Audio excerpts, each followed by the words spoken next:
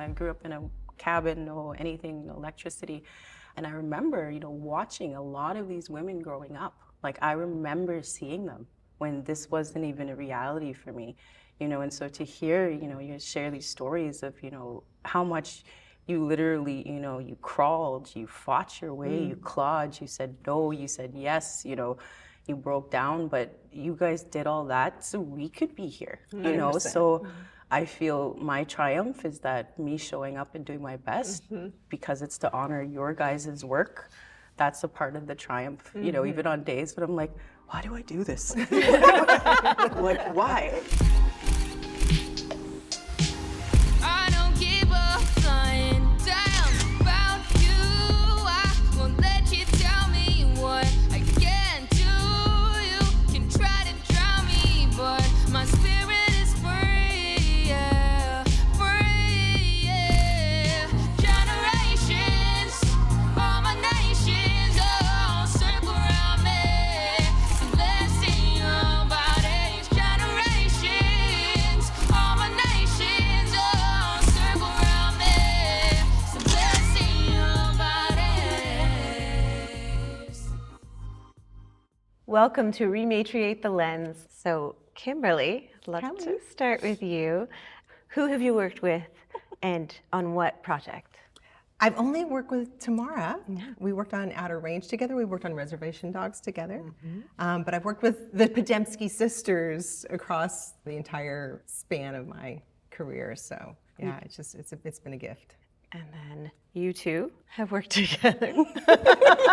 Can you tell? Yes, we're so comfortable together. Incredibly. So yes, we Little Bird. Actually, I was mom. This is my daughter. I was really shocked. I was like, they think that I look like Ellyn Jade. Yeah, I was like, oh my God, she's so beautiful. I was like, they're crazy. I don't look like her, I was nervous. I was so bald when I auditioned as well. So that might have had something to do with it. I was like, there's no way we look alike. You were so... I was bald when I auditioned.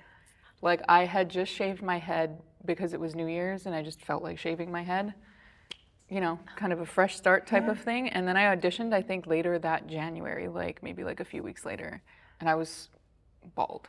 Yeah, I thought there was no chance. I had no idea. Actually, before we started filming, my friend's husky knocked out half my front tooth. Oh my God. Before the first week of filming, I had an emergency done. I was like, please, I'm so serious, right? Yeah, the dog knocked off half my front tooth. It was not a good look. Yeah. Oh my God. Showing up like Lloyd Christmas. Yeah, no, exactly. And now you see glamour queens. Yes. It looks so different today. Yeah. Oh yeah. Come so far, but so far. All right. And what's been your first memorable experience in the industry? Oh man. My first was a really easy one because it was kind of the big break. It was Dance Me Outside. And I was 15 years old. And I knew that it was something very special. I knew that to see a modern representation of Indigenous youth on screen hadn't been done before, certainly not in Canada. I think, we were all, in some way, because we were so young, you didn't feel the pressure of it. It was just like, this is so cool that we get to do that. And, it's like only later that you realize what that was, and it could have been an experiment gone terribly wrong, but it actually worked and launched many of our careers. So mine is a happy memory of the beginning and of my journey in the industry. Mine isn't so happy, so I'm going to move on to one that's like 2 jobs after that. That's really happy. I want to focus on the native joy. We can get into that stuff later, I think, the challenges maybe. But in similar fashion, getting to be Jerry's girlfriend on Seinfeld. Yes. Yeah. It felt I felt the weight of it. And I felt the weight of it when I got the audition, because I had never seen, growing up, especially in the States, we had no one to look up to. I don't mean even somebody remotely that just physically, visually looked like us. And I realized it wasn't because I came into the industry right around when Dances with Wolves came out. And so there was Dance Me Outside, and there was just some really cool things happening at that time. And things were starting to kind of bubble. But besides Dance Me Outside, which was up here, everything was very set in the past. And so we were living within, that past history. So to get to do a contemporary role, and to get to go I love comedy. It's probably my favorite genre of work to do. And so to get to go toe to toe with some of the best comedians in the world, and do Larry David work, and be with that team, it felt really good. And it felt really good to represent, our entire community as this young woman that lives in New York City and as a journalist and, just a person. Because that's the whole premise, is that Jerry has no idea that she's Native. So yeah, it was a great experience. Yeah. What was Jerry Seinfeld like? He was, and I think he would say this too. He's a 12-year-old in a grown man's body, and skateboarded around the set, and brought a different car to work every day, and it was basically just himself. But the entire cast was just so. It was just as delicious off. Like everything that you saw on camera for Seinfeld was all happening off camera times 10. Oh my God. They'd be riffing and coming up with the ideas for the show for the next week, and so it was a really special, thing to be a part of, especially kind of in that seminal time of Seinfeld becoming Seinfeld. Yeah. Ellyn, what was your first role or first memorable moment? My very first role, and the one that started all, Letterkenny. Oh yes, that was my first role I ever booked. I actually did thank my good friend Calientio Horn. We had followed each other for years on social media. A role came up, and all of a sudden I had an email, and I did the audition on the way to New York. I looked a little insane talking to myself in the airport. It wasn't a good look. Security checked on me a few times, but then I got it, and that kind of just opened the world for me. And I just have to say, I used to watch Dance Me Outside on repeat, so it blows my mind when I'm in the circle with you and your sisters. I'm like, I used to watch you guys all the time, and now to be here is very. So these little moments too culminate into that for me to be really special. Darla? Well, I started in theater, and one of the biggest things that happened for me was when I was 15 years old. I was doing theater at the Manitoba Theater for Young People. Actually, Ryan Black was one of my teachers. Oh. Yeah, and I was doing improv, in after-school theater classes, and then out of nowhere, a playwright in Manitoba was like, I really want young actors to improvise these roles just so I can sort of hear them and see them and kind of experience them in the room. And I got a job doing that when I was 15 years old, and I was like, people are gonna pay me? And he paid us $50, but I was like, I got a job doing acting, improvising, and I was just blown away. And from there, I was hooked, you know what I mean? How sustainable is the acting career today? Does anyone have other jobs other than acting? Many. And I think that's the first thing you learn, no matter how great that first $50 is. It's unless you really have, and some people do have an unrealistic just rise to into their career, and it's like a trajectory, and it's not at all representative of what the reality is for most of us. But you start honing those other tools right away, and that's the only way to sustain yourself. And it is no different now, 30 years later. They just are different side hustles. At 15, it was the fruit market, which is like the stock market, by the way, because fruit and veg prices changes every day, and you need to be on top of it. But now it's producing, writing, teaching. That's the only thing. The other stuff, the jobs change, but you have to have the other stuff on the side. No, absolutely. It was many, many jobs, from working at a running shoe store. I was working, one of my very first jobs was on a soap opera in New York City. And so I worked at a Native American jewelry store in Trump Tower, which that's a whole nother thing we won't talk about. but it's there's always something to sustain. And I mean, I was a regular on a soap opera and couldn't make a go of it in New York City. And so it just kind of carried through. I love working with Native youth. And so that was part and parcel, also started from that soap opera that a lot of the Indian grandmas out in the res in the US watched As the World Turns. Like that was their program.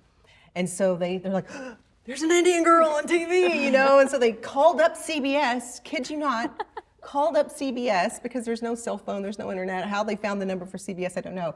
Get to me and like, will you come to the Lower Brule Reservation in South Dakota and talk to our kids? Oh. And so I just started out, I was just out of UCLA, and I'm like, yes, hop the plane, went to Lower Brule, and I kept going back and back, and then the next res over, like, will you come here, will you come here?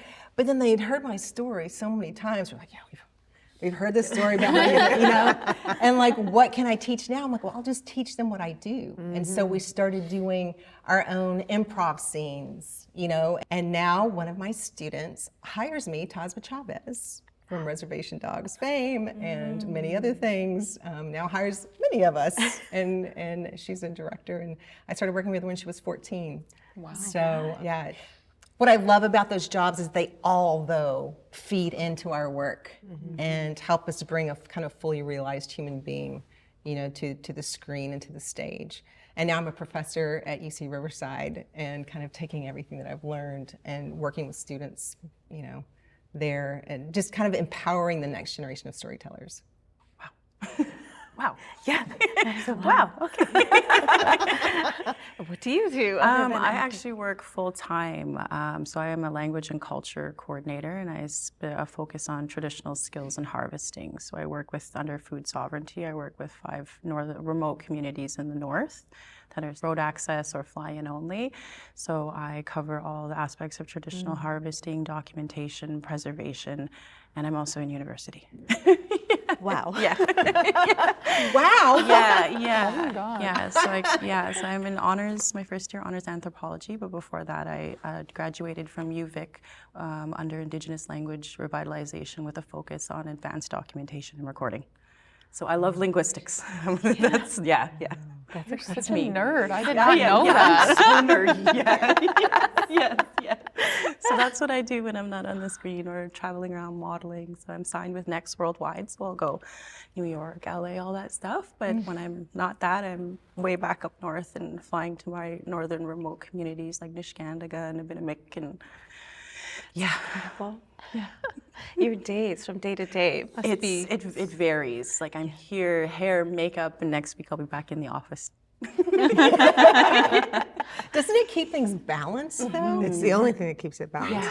I think that's the gift of sometimes the inconsistency of it, is that you are grounded by the reality of your life in our world, and especially if you are in doing your community work, you're doing your education, you're just being with your family. It's the counter to getting your hair done. A car coming to get Yes. I know. You're like, what do you mean I have to drive myself to the Or the craft services. I'm like, what do you mean I have to cook for myself? I'm like, where's the snacks? I'm Keeps it real. Yeah. Grounds you, keeps you humble. Darla, what else do you do? Most of the time I'm just a mom. I'm also like one of those disillusioned actors and writers who just like tries my best to make it work. And most of the time I'm just like broke and, you know, struggling, doing the real thing. Looking for a job right now, actually like a normal, regular person job.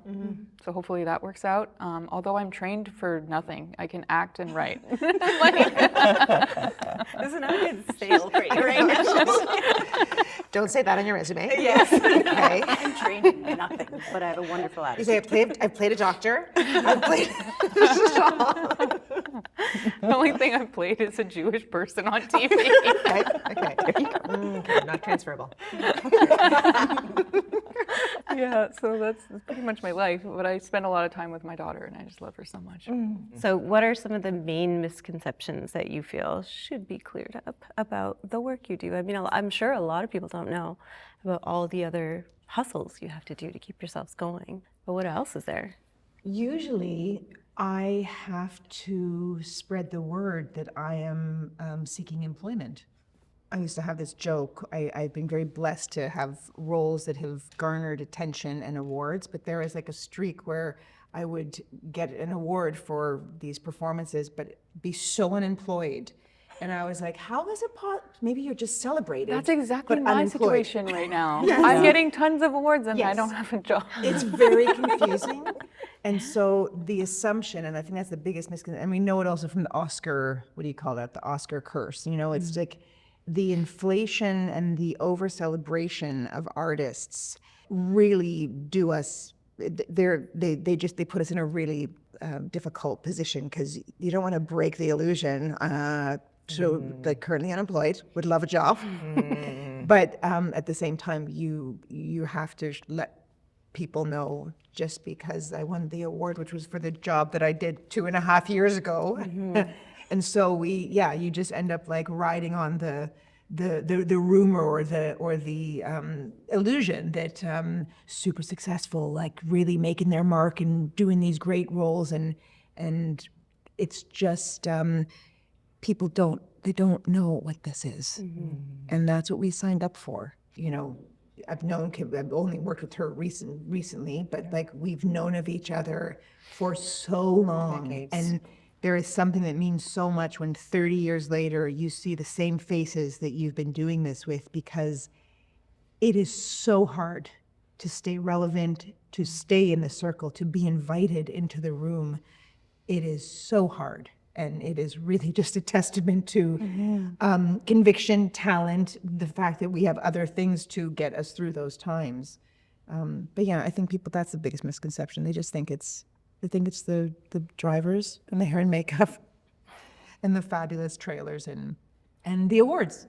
And that's what they saw all last year. You're the most successful. Like nobody won as many awards as your show did. Yeah. You know, so what do you want to bring I that know, it's so illusion? confusing. I'm like, do I tell people about it? Because if I do, then maybe it'll sound like I'm being ungrateful for being celebrated. It's like so confusing. Like, what actually do I do in this situation? I have no idea. Still processing, still working through it.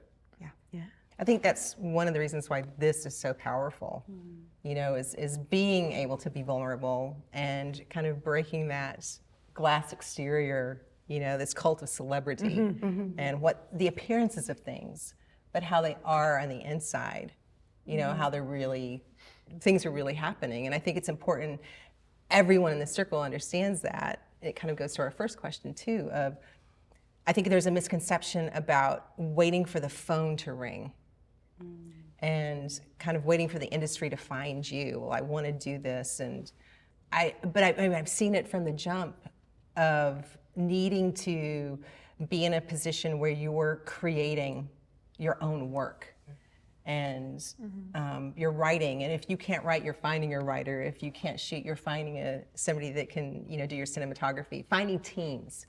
Like, always be telling stories if this is what you love.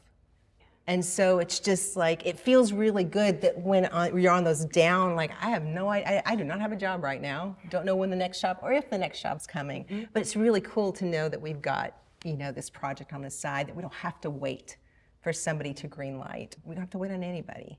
And I loved, I don't know if folks saw this, but there was a photo of you and your sisters, you know, in the writer's room. Oh, right. You know, and I love that kind of agency that folks are taking to do their own work, tell their own stories. Yeah. Is that something that you were all seeking out? Like, does that pull you to a project so much more when we're making our own stories? You want to be a part of that? Yeah, it does. I mean, the project I'm currently working on with Eva Thomas, it's my first executive producer role, but it's been really different to be on that side, to be involved in a story in such a deeper way, you know, when you're helping develop it, when you're helping being a part of that creative process. One of the bigger misconceptions is that this is easy. It's not easy. It's very demanding spiritually, emotionally, physically, you know, to keep even the good old one more take for safety, you know, like these kind of things. And some days are harder than others. And for me, my biggest conception I always experience is people think it is the 24/7 limos. and that I get to keep everything. Well, I do get to, like, every once in a while we get some good stuff, we get goodies, we get stuff. But no, I don't just get to walk out with stuff. But just people, I guess, the glamorization and not actually the hard work, the tears, the blood, the sweat, the grit, the nights you don't eat, the times that you got $5 in your pocket and you're trying to make it last for a month. So these things that, are glamorized are, challenging, and just, I've even had conversations with people and they're like, yeah, right. Like, just straight up don't believe me, you know what I mean? But then it's all a part of that process that's why I think it's so important when we do get to tell our own stories, because it's more real, there's more substance to it. Yeah. I think what I'm really attracted to is, I think there's a way to make every story fun to tell. I'm really interested in the workplace dynamics. I'm very interested in how to create healthy work environments. That is kind of what excites me most about each new project. So even before I'm reading scripts sides, I'm going through the main people who have the most power and control in creating the workspace. I don't care, actually. I don't even look at the script. If those people on top, because it is so hard, because there are other ways I can make $1, it's not, I'm just at the point where it's not worth it to be disrespected, to see people around me disrespected. So that's what's attracting me to projects right now, of people who excite me creatively, but also can make me feel safe in that we are all gonna make something beautiful together. And there are more people like that. There are. And I think this is, again, one of the reasons why these circles are so powerful, because this is the dissemination of knowledge, right? Which is traditionally how we lived, how we worked. It's what a storyteller did. And was sharing this knowledge amongst clans, tribes, entire regions, entire up and down, right? From Alaska all the way down to South America. And I've never heard it put that way. And so I'm so glad that you said that, because nowadays a person can go on IMDb and go, well, I'm going to audition for this role, and start to see, well, who are the executive producers? Start seeing what other kind of work have they done. Oh, I'm a full spy. I will call other so people, smart. and I don't care how famous they are. I don't care how revered. I will call somebody else who has worked with those people, and I say, give me the good. This is not to shit talk. I'm not allowed to say shit. This is not You already said it. other people. This is about, I need the truth. Yes. Because this is 5 months of my life. My family's affected by That's this. I'm affected by this. And so just a little spy. Yes. Yeah. And what are some of the things that you look for in some of the roles? Like, has anyone gone out for a role that wasn't specifically Indigenous, or do you only go for specifically Indigenous? Well, I feel like that depends a lot on how you come across on screen. Like, some Indigenous people benefit from being racially ambiguous, and some of us look so Indigenous that we can't play anything else. We can't look like anything else. We can't be anything else. So I think, like, a lot of this work actually depends on, how you look and how you present on screen. I didn't realize that I looked so Native until I saw myself on Little Bird. I literally had no idea. I was like, especially, on that show specifically, I spend a lot of time with non-Indigenous people on the screen. I'm like, oh my God, I had no idea. And so are you getting, most of the auditions that you're getting, are they? They're all specifically Indigenous, yeah. Even though I actually am working on a proof of concept myself, because I just want to be a woman. I just want to be a person on screen. Right. Yeah. Growing up in theater, I got to play everything. Yeah. I mean, I think my first role was Amaryllis in Music Man. And I got to be Rebecca in Our Town, and a saloon girl in Paint Your Wagon, and all, just in my little tiny community theater in Oklahoma. And so I think when I came to UCLA, and it was just like, I'm an actor, I can play anything. My first job was an Indigenous role, playing a Cheyenne woman. The story was about Custer. And then boom, pigeonhole. But the double-edged sword of that was that I had a way in, because at that time they were writing roles, right? Seinfeld would have never come had that not happened. So it's not that I didn't want to go out on roles, but after Seinfeld, I would go in, I would get called to be the attorney or the judge or whatever, and never get a call back. And finally, bless her heart, one casting director told me, I was auditioning for a fairly large CBS show, series regular, playing an attorney. I was so excited about this, and she just fit into my wheelhouse. And I'm like, I got this. Like, I knew I was doing good work, and I knew I inhabited that character. And the casting director pulled me aside afterwards. She had this pained look on her face. She goes, I just need to tell you the truth. You're not going to get a call back, and you're not going to get this job. This was packaged at one of the big agencies. And she goes, but I just want you to know that your work is very good, and we'll try to look for something else for you. And I never got anything from that casting director, but I just said, and she goes, and if you ever repeat that I said that, I will lie and say that, I will tell them that you were lying and that didn't happen. But it just made me feel good because I didn't understand how the industry worked. I didn't understand the show business side of that, right? It's not show art, it's show business. Or, I mean, should be show art, can be show art. And so then my job became, and always was, to go into every single role. And I'm a historian, I studied history at UCLA, and so it was just to bring all of that knowledge and bring my connection to our communities and bring as much humanization as I could to roles, because they would be very two-dimensional, you know, just like their idea of who we are, and kind of bringing a dimensionality, you know, to that. But I think to this point, I think I've only played one other, just a person on Grey's Anatomy. I played a mom. And on Seinfeld. Yeah, she's Native. Oh, I guess so, yeah. Up until that point, you were just a woman, and then at the last second, they switched it on you. Surprise! Was that experience much different then, that Grey's Anatomy versus all the other ones where you got to play an Indigenous woman? No. No, right? Because I'm always going into the humanity of somebody. It's just that with an Indigenous role, and I love Indigenous roles, because I'm a historian, because if I haven't played a nation before, it's like I'm gonna do the work, the linguistic work, and can I bring language into it? You know, can I bring something cultural into this role that I would not know had I not reached out to somebody in the community and found out how would they wear their hair? I mean, down to, or how would they wear a garment, or you know, would they say something like this? Because so many times it wasn't. We're talking about the 90s and the 2000s, and there was nothing in the, at least for us, there was nothing in the 10s, you know. But there weren't Native writers and very few. And so you always were always advocating on set, which is, to your point, Tamara, is just understanding who's at the top and will they listen is crucial. I do want to, I mean, not that I know how any of this is going to turn out, but I think you should believe that you can do that. Here. There are, and I'm only because. Probably you're going to make me cry. No, I'm experiencing it for the first time in my life. This year of work were 4 roles that were not Indigenous specific. They were not racially specific, for the only reason of one is like 2,000 years in the future, so nobody looks like anybody's meant to look, and we're all just crisscrossed with each other. But it was a freedom, and I've never had, and it is beautiful, and it is possible.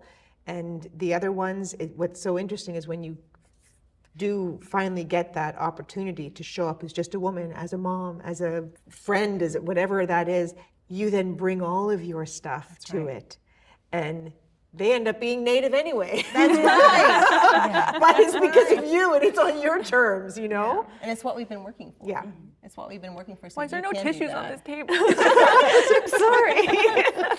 I don't want to get the dress dirty, and I don't want to ruin my makeup. But it's all happening right now. What about you, Ellyn? Do you look specifically for Indigenous? I get a mix of both. Yeah. I get the ethnically ambiguous stuff, and then I also just get the Indigenous stuff too, because I look both, but then if you change my hair a bit, you can, so I get both, even for modeling as well. I tend to be described as ethnically ambiguous, so that's just my moniker when I'm doing the modeling thing, so it's, I kind of get a mix of both, which is refreshing. I've only ever played Indigenous roles so far.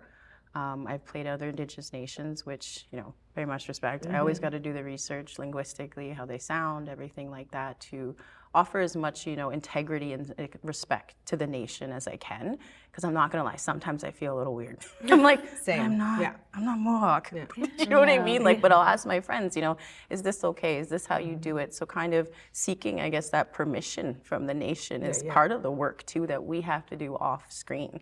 Because that would be a fear of mine to get called out and be like, that was terrible. You know, like, we know you didn't do your work. You just kind of went with the writer. And oftentimes I find a challenge too is some of the stuff that comes from the writers is not from a lived experience, or it's from stereotypes. So there's been times where, you know, I've had to be like, no, we're not saying this, or this can't be played this way. That's racist, you know, and also having that strength, you know, when you're in these spaces to call that out, to be like, that's harmful.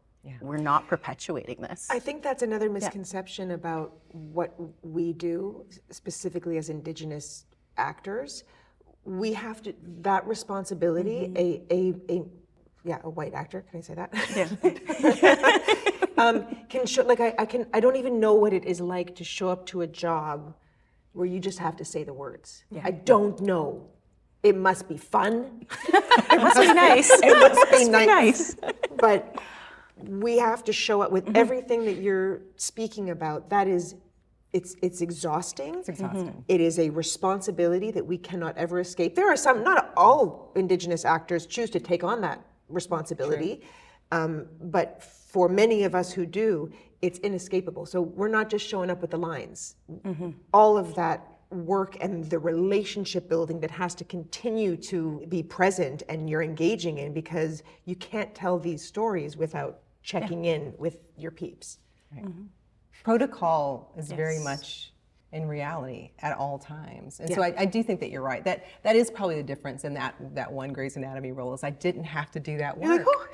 Yeah, I did. I got to show up, right? My little 2 days, and it was really liberating.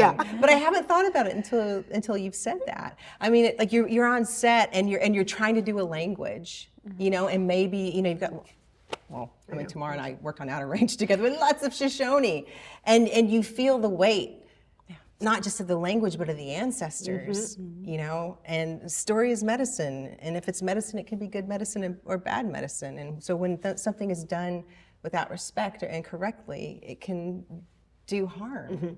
And so it is a lot of heavy lifting, but so worthwhile. So worthwhile, especially when you hear,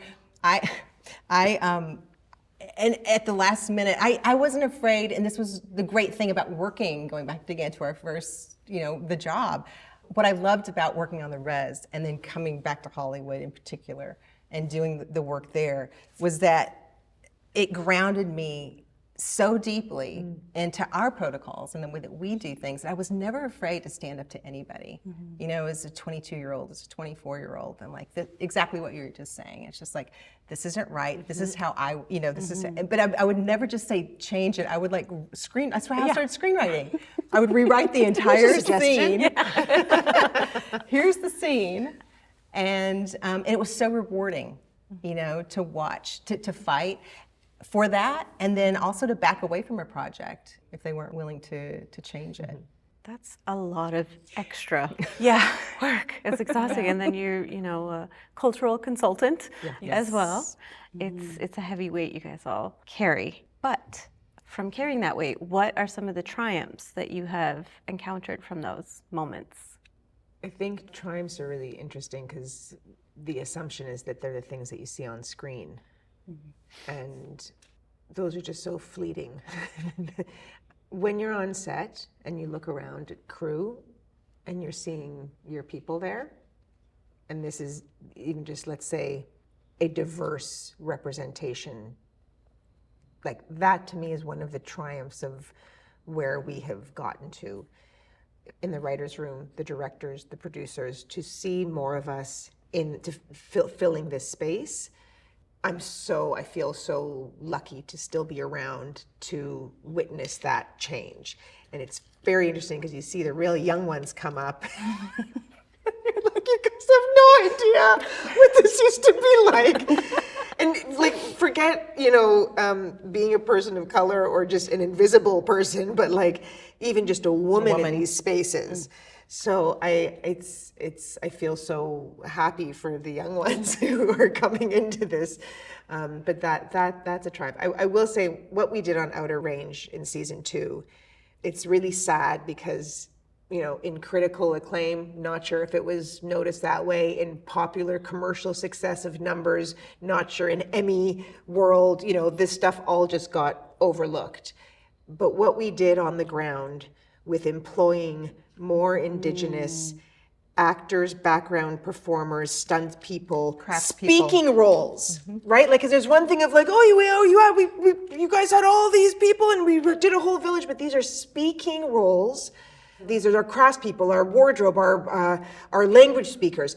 In one Instagram post, I did a list of the numbers of what we did on Outer Range, and it is unmatched, because even Reservation Dogs, as incredible as what they were doing, it was still a pretty small, low budget, half-hour show. Outer Range, and that a streamer like Amazon, like it was a $90 million budget, like to put themselves behind a story like that episode. I just felt like we were seen, like we were given, we were handed it. Native directors, writers, producers. I mean, it was everywhere you looked. Our handprints, our heart prints were over everything. And so, yeah, I after that, I remember telling Kimberly, I was like, I can retire right now. Not because I have enough money to do that, but because in what my little girl dream was of how we want to be seen and heard, that everything that Kimberly and I said working on our scenes, we would be sitting there going through it, and then we'd give it to our showrunner, give it to the director, and we'd be like, can we maybe tweak this? And it was like you had a say. Yeah. And that forever will be my greatest try. I hope, let's try to beat that one day. Great. Yes, Bring it. But at this point, that's my triumph. What about you two? I think like being a part of like their triumph, like not just these two, but a lot of the people on this panel, a lot of Indigenous women in cinema. I grew up, my mom always says, oh, you're a little girl from Waigaming. I grew up in a cabin, no anything, no electricity. And I remember, watching a lot of these women growing up. Like, I remember seeing them when this wasn't even a reality for me, and so to hear, you share these stories of, how much you literally, you crawled, you fought your way, you clawed, you said no, you said yes, you broke down, but you guys did all that so we could be here, 100%. So I feel my triumph is that me showing up and doing my best because it's to honor your guys' work. That's a part of the triumph, even on days when I'm like, why do I do this?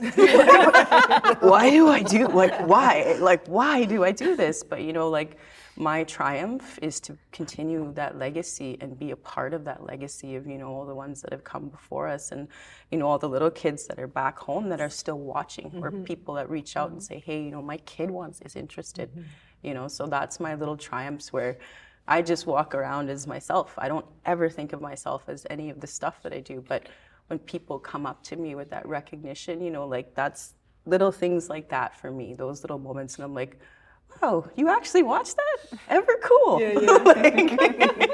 You saw me in that magazine? Yeah, I was like, oh, you saw me? Ever cool, And then so for me, that's part of my triumphs, like the getting up every day, just because I know these two are getting up every day and grinding, So that's my triumph is shared with other Indigenous women in this industry. Beautifully said. Beautiful. Yeah. Right. I agree. Ditto. Pretty much said it all. She's not gonna cry. I know, I'm gonna cry if I talk about it. Let's move on. Let's talk about something else.